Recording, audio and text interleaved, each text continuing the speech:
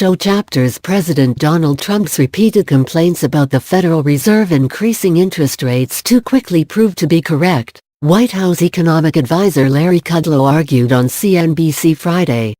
Trump is a good forecaster, said Kudlow, director of Trump's National Economic Council. He has a lot of experience as a businessman and an investor, so he knows his stuff. The president has been critical of the Fed's path on rate hikes under Chairman Jerome Powell, blaming the central bank for recent stock market declines and even GM's planned production and job cuts. The central bank has raised rates 3 times this year and the market expects another one later this month. In a speech last week, Powell appeared to walk back his comments on October 3 that rates were a long way from so-called neutral.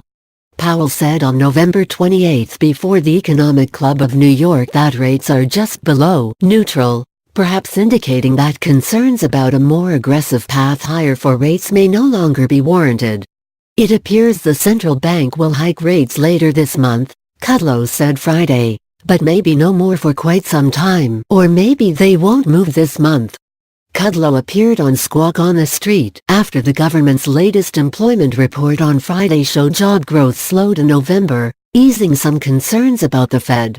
The stock market was under pressure in the past 2 trading sessions on concerns about rates in the midst of a possible economic slowdown and continued murkiness around trade relations with China.